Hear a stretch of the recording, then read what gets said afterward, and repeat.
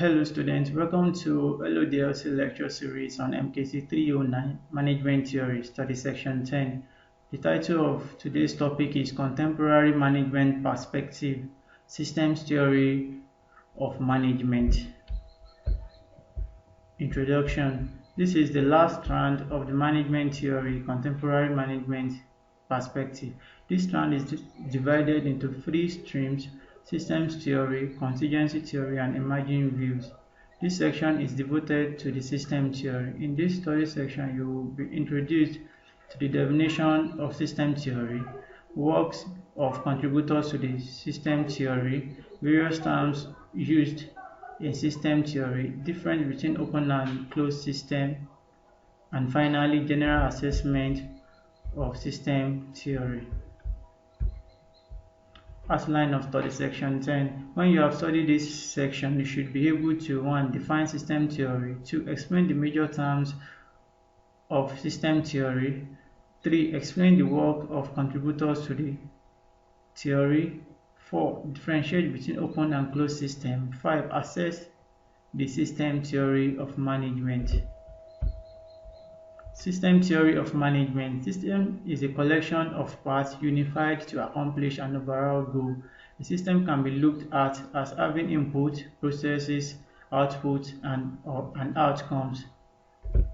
If one part of a system is removed, the nature of the system is changed as well. For example, a pile of sand is not a system. If one removes a sand particle, you have still got a pile of sand. However, a functioning car is a system. Remove the carburetor and you have no longer got a working car.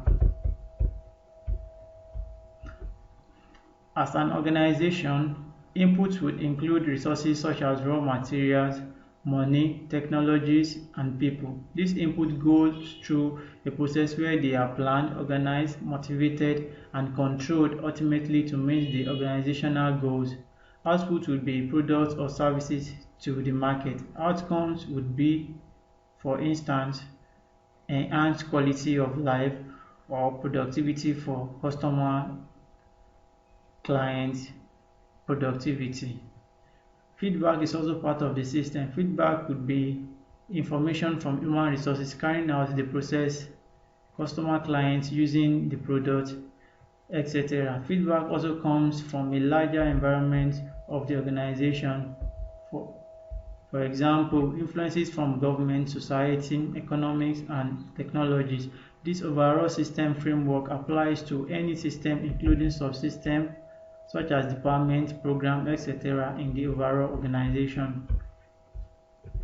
System theory. System theory is a way of looking at and integrating the management functions such as planning, organizing, leading, and controlling, and the management schools of thought, scientific management, human relations, principles of management, in order to analyze how a manager organizes his thoughts and actions.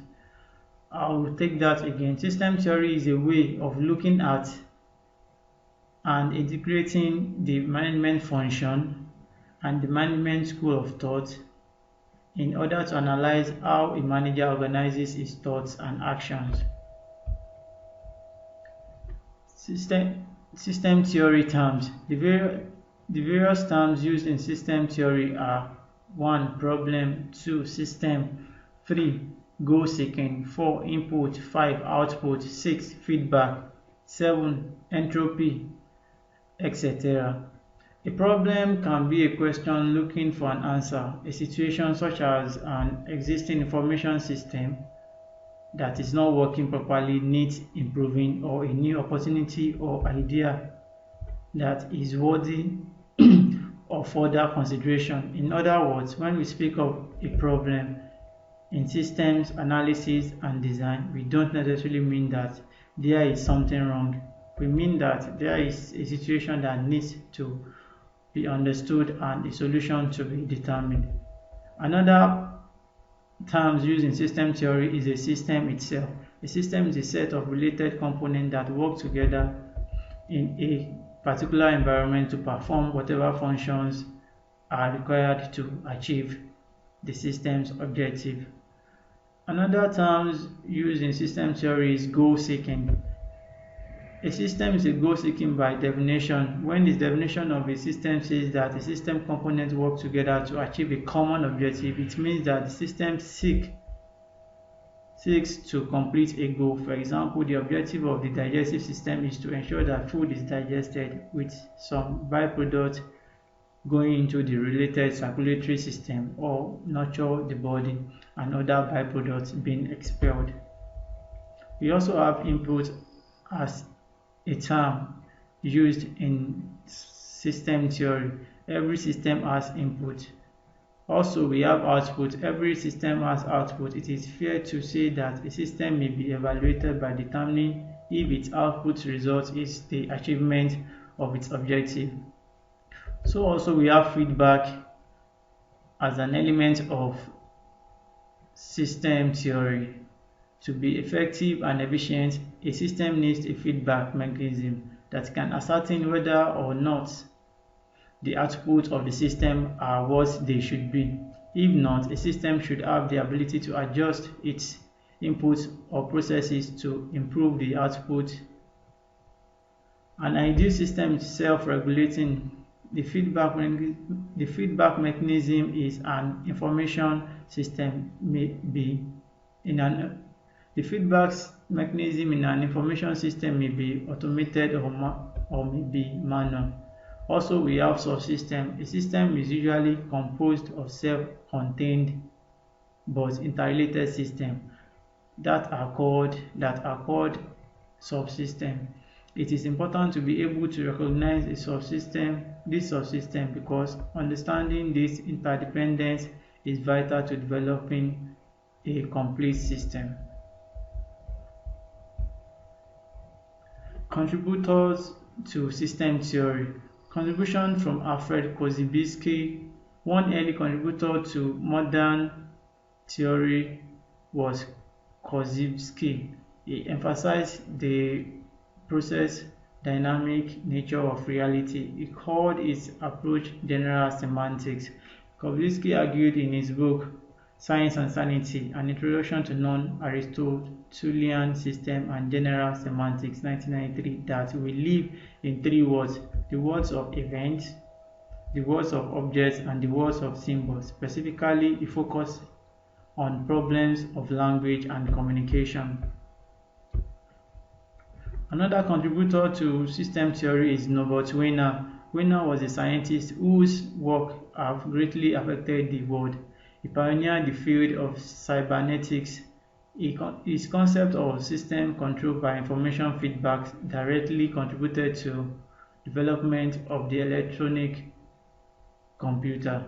Wiener's work gave the first clear view of an organization as a system consisting generally of input, process, output, feedback, and environment. Contribution of Ludwig von Bartholomew.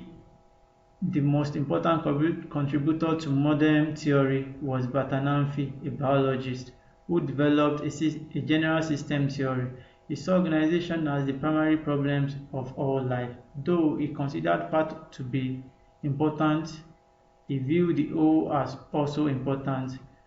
He argued that the whole might have properties that are not mere summations of the part.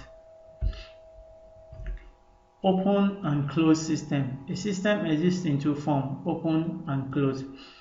An open system is a system that operates in interaction with its environment. A closed system is a system that does little or no interaction with its environment and little feedback. Difference between open system. Characteristics of open system.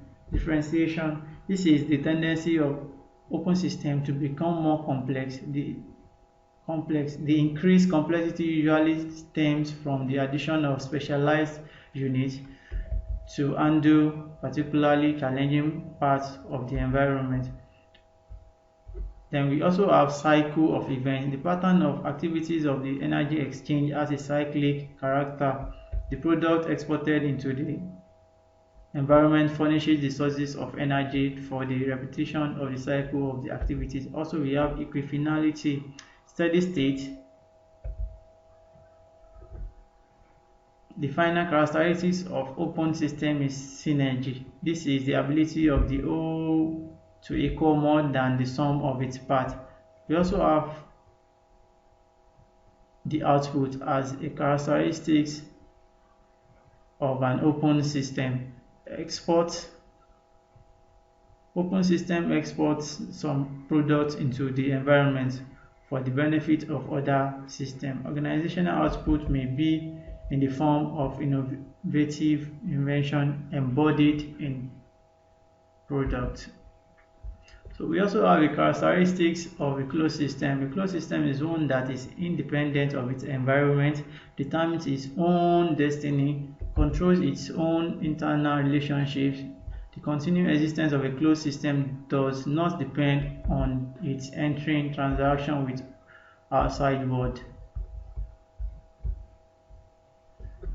Assessment of system theory. The strength, that is the usefulness and weakness of system theory, are weighed as a way of assessing system theory. Thus, the usefulness and limitation of system theory will be discussed in the next few slides. The strength of system theory, that is the advantages of system theory. 1. The system theory is useful because it helps managers envision the boundaries of their organization and the ways in which the various systems within a system interact with each other. 2. Over time, system may fall victim of entropy, the natural tendency of a system to decay, but organizations can use feedback to detect entropy and then encounter the process with negative entropy. The ability to acquire new inputs from the environment to keep system from deteriorating. Managers taking the system perspective can look at their organization in terms of the amount of interaction with the environment. A closed system, for instance, has no interaction with the environment and is therefore self-sufficient. But an open system interacts with its environment and receives feedback. Also, another advantage of system theory is that system theory argues that most organizations are open systems, that is, the organization depends for its inputs, for instance money, material, employees, on other systems. This enables managers to know that an organization cannot, for example, solve the problems of production without considering whether other systems will ship necessary material on time or at the right place. Limitations of system theory. The following are the limitations of system theory. 1. The system approach is tautological in that the concept of function cannot be given any substantive content. 2. The assumptions of the theory cannot be operationalized. 3. Systems theory has little to say about the causes of motivation to work hard within various types of systems. 4. The boundaries of a system might change according to circumstances and over time. Also, system thinking is heavily managerial in conception, hence it underemphasizes of such realities as the conflictual social relations in the workplace, with particular reference to trade unionism and labor management relations. Also, the theory is prone to the danger of reification. Reification is the error of regarding an abstraction as a material thing and attributing causal powers to it. In other words, fallacy is misplaced correctness. Fallacy is misplaced concreteness. Thank you for listening. We've come to the end of today's class. Hope to see you in the next class. Have a lovely day.